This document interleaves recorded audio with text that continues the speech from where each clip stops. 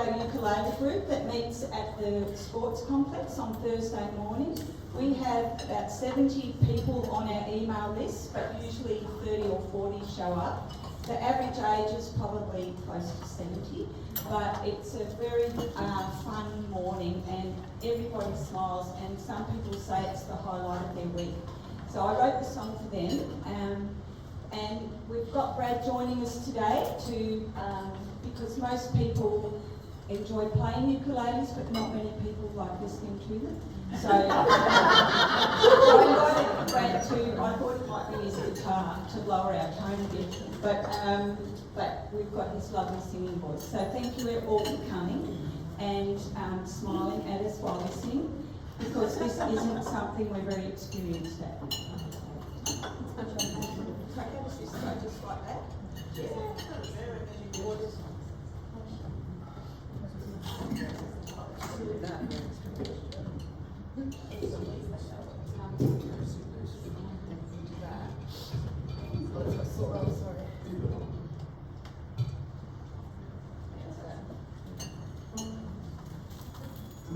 One, two, three, two, two, three.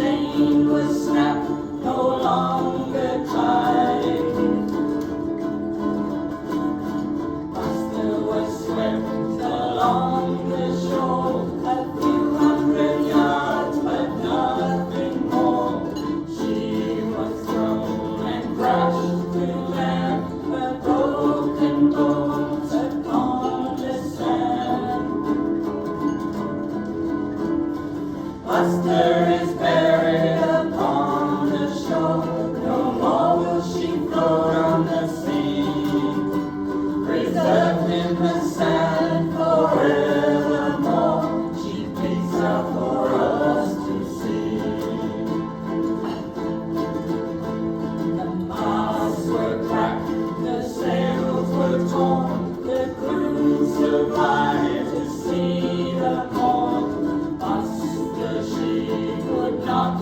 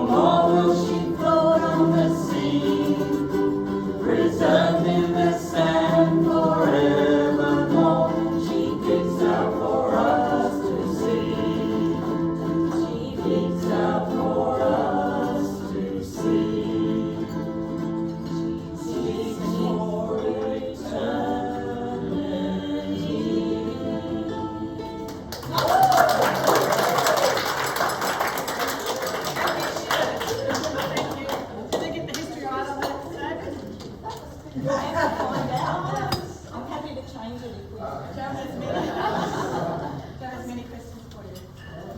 So I'd like to introduce you to David Greenhalgh. I met David a few years ago when Buster came out in 2019. So David's our resident expert. April Fool's Day when I put up the joke about us relocating Buster up to the children's playground. David sent it to the Maritime Heritage guys in Sydney and they were all packing their bags ready to come down to Woolgoolga and save them. So I've got to be careful what I do next year. Thank you, Lisa. Can you all hear me? That was great. I thought that was beautiful. A bit like a sea shanty. Anyway. So, as I said, I'm David Greenhalgh. I've got an interest in history. And through that interest in my work at the Soldier Islands Marine Park, I've gotten to know the Buster pretty well. Yeah, I guess we've all seen it as it is now. And we also probably know a couple of facts about it. Like it was built in Nova Scotia in 1884 and in February 1893 at Woolgoolga.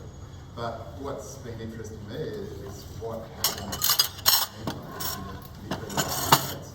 That's what I'm going to talk to you about today. So I don't know how much you know about the Buster, so I'll just go over a few of the facts about it. So it was built in Nova Scotia at a place called Harbour in 1884. It was built by a shipbuilder called Nathaniel Carpoon. He built it for Captain Roger Rucco. So it was a 3-mast barkentine. That means that the front mast had square sails on it, and the other 2 masts they had what's called ketch rigged, where the sails are aligned parallel with the axis of the ship. The masts were 75 feet high, and they went all the way down through the deck to the keelson. Sorry, it's obviously not right. The keelson is that big long piece of timber, and they fitted into the notches on that keelson which were called mast steps. Buster was massively built. It's much stronger than what the standards at the time for that size ship were. The ceiling planks, which are the inside planks, they were 8 inches thick. The funnels, or the ribs that you can see, they were spaced really close together, and they were 12 inches by 12 inches. And the outer planks were 4 inches thick. And they were all held together by what's called tree nails, which is they bore a hole all the way through, put a big dowel through, and then put wedges on either end to fix it all together. It was made of spruce. Originally I thought it was Douglas fir, but we've taken timber samples and found that it was made of spruce.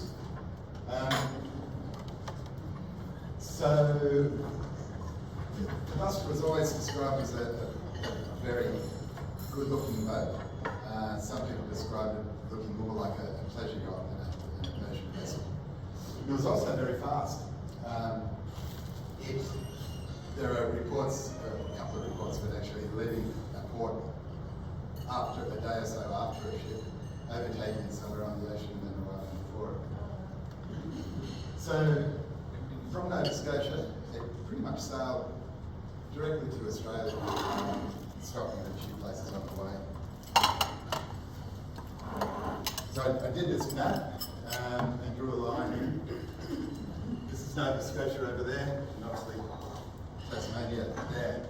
So from Nova Scotia they sailed across the North Atlantic to Liverpool, and they were carrying a cargo of spruce to sail to Liverpool. It was very nearly the last voyage. It ran into a sandbank called West Woolgoolga, just off Liverpool.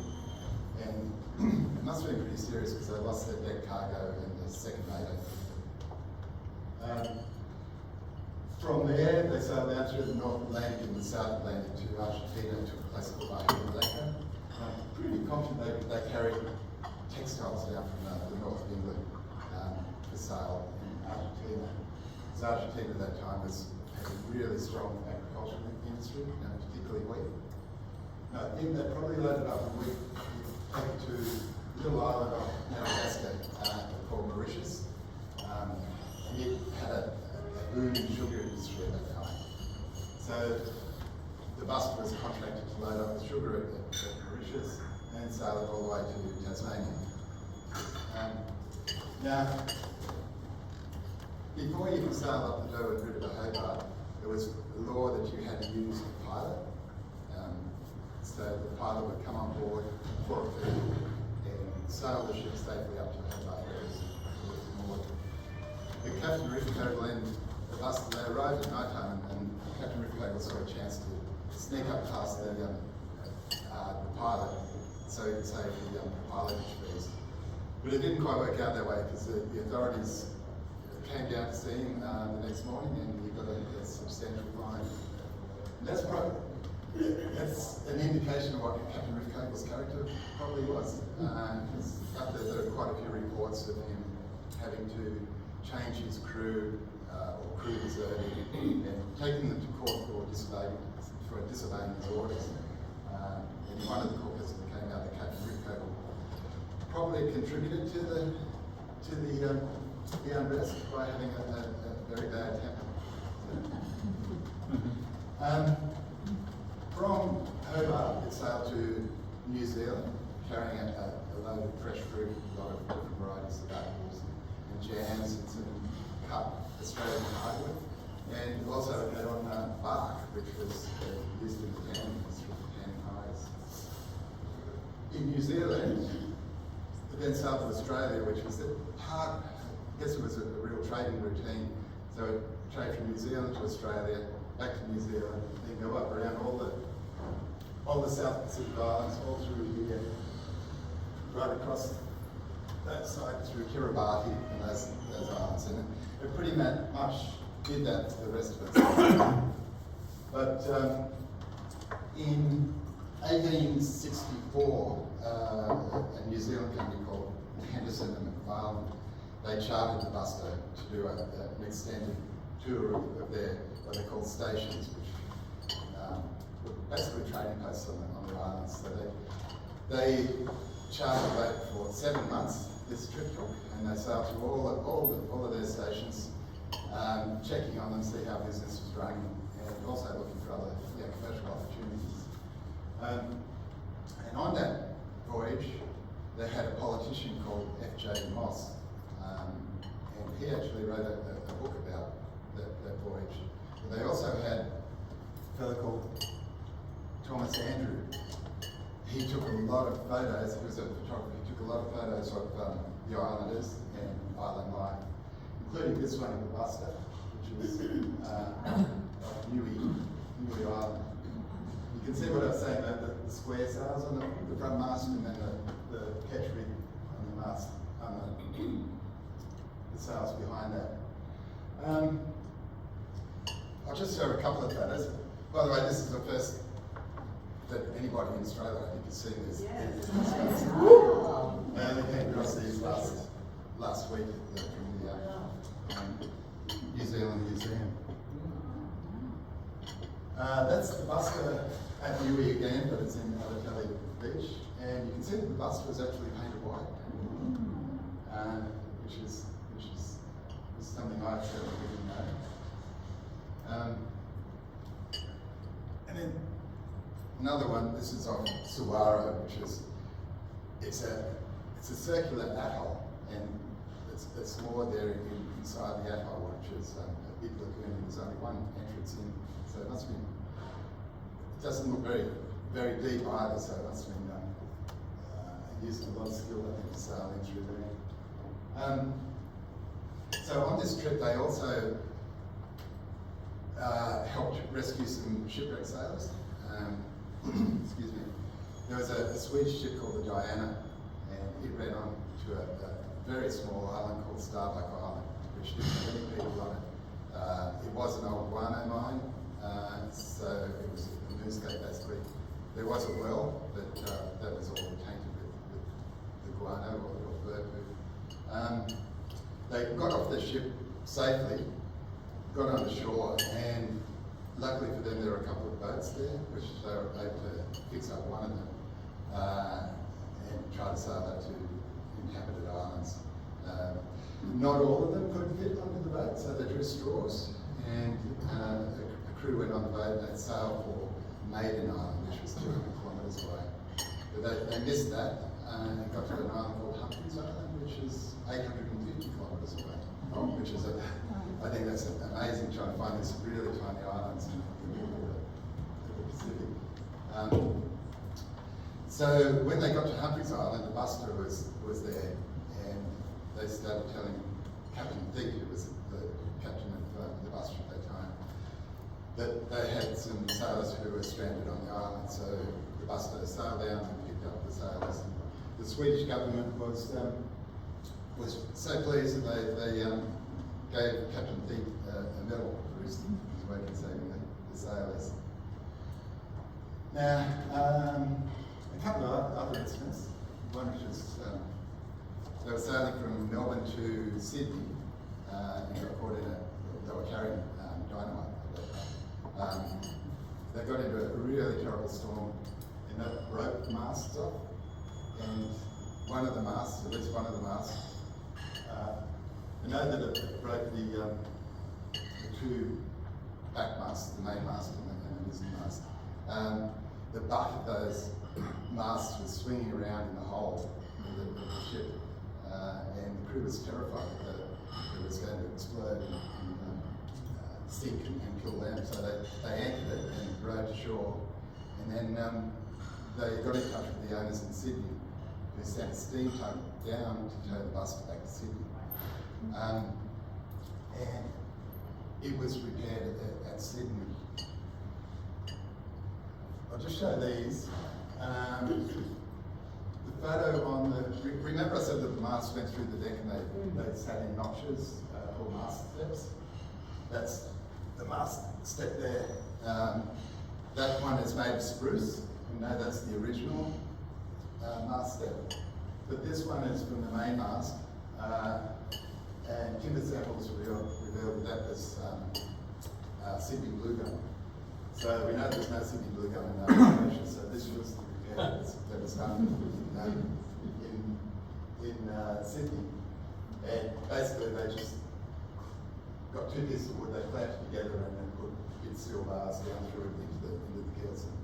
And you can see that now, if you go and have a look, well not now, I think it's covered up and seen again, but next time it's exposed, you can actually see that repair happening. Then you can link that back to the incident down at Gabo Island. I don't know how I'm going for time. We need to know what that really ship will be at. Oh, I wasn't really going to get into Woolgoolga. It's just like, I thought everybody sort of knew what happened to Woolgoolga, but it actually nearly sank again. What they used to do when they went around to the islands, they would collect the copra, which was dry coconut. They'd bring that back to Auckland where they would transship it to large ships, which would then sail it on to Europe, and they used the copra for making soaps and cosmetics. But they decided that they would sail it, or instead of transshipping it, they would sail all the way to Marseille. They were heading to sell the copra in one trip. They got as far as Gibraltar, and the captain died, and the chief officer was then put in charge to sail to Marseille. They got probably halfway to Marseille, or a little bit less than halfway, to a place called Cape San Antonio, and the ship started taking on water. They were taking on about 10 inches of water an hour, so they had to sail all the way back to Gibraltar, and then they unload the ship and repair the ship and continue on, and then back to Australia. I can talk about the circumstances of the wreck, being rectified. So, Captain Carney was in charge of the ship when he was in Sydney, and I was probably also need to talk about Queensland, because Queensland in February 1893 had 3 cyclones crossing the coast. And Captain Carney was in Sydney, and one day he went out to leave for Woolgoolga, and must have been too rough. He came back and spent a day in Watson's Bay before heading off again. thought that the weather had improved enough to get to Woolgoolga. But just as he arrived at Woolgoolga, a third of those tropical cyclones was crossing the southeast Queensland coast. So I can imagine that it was probably like Cyclone Alfred. He anchored, tied 2 ropes to the mooring buoys, and then the seas just got worse and worse. As the song said, they eventually broke and they ended up on shore. I might, just another thing. This book has recently been published by the University of Florida in the United States, and chapter 4 is about us. And publishers asked if they could use the picture of us from the front cover. So I might leave it there, and if anyone's got any questions, I'll try and answer them. You keep saying it. Is Buster a it or a she or a she? It's supposed to be a she. I find it really hard to say Buster's boy's name. Another thing is, one day up on the headland, Brad and I were talking to this lady, and she said her great-grandfather was Captain Carney. And then she said he got charged with, he had to go to court over the accident. Whenever there's an accident at sea, there's always an inquiry. Okay. And he was completely acquitted. Oh, He did say that he thought that Woolgoolga was an unsafe place for a sailing ship. Pretty much because you have to come in to a bay, and if you've got easterly winds or northeasterly winds, the sailing ship doesn't have a motor to sort of take it out to safety set sails. And there wasn't enough room to manoeuvre it, so that was one of the contributing factors, I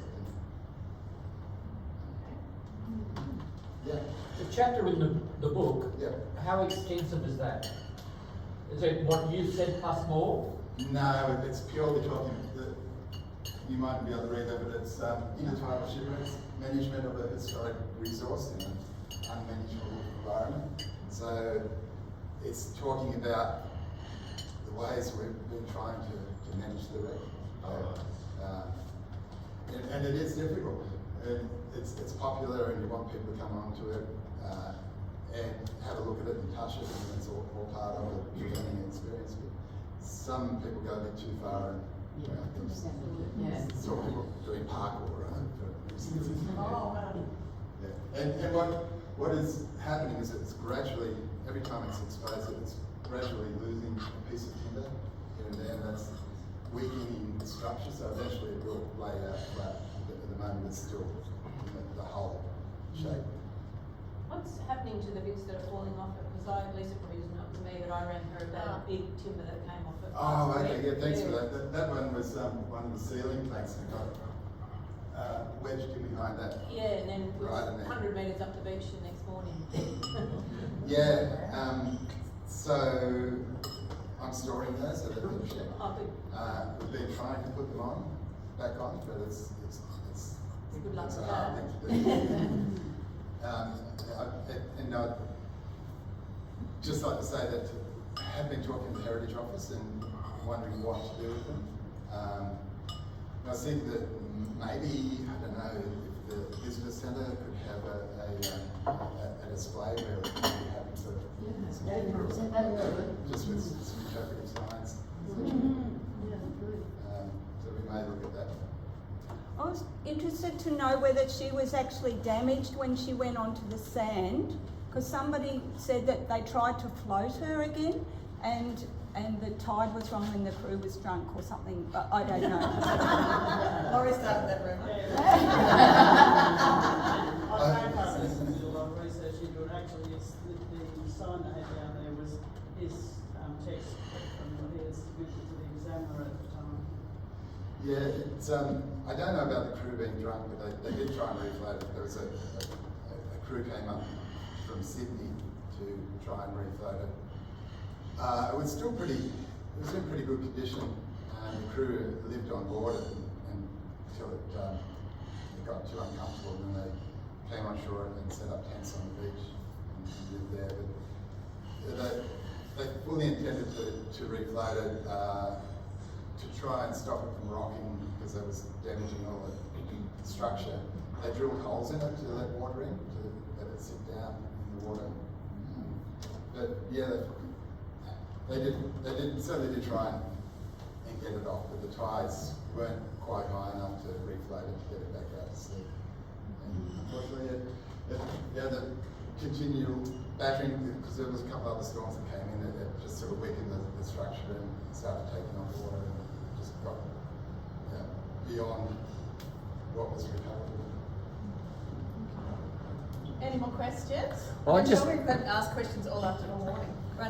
I have one.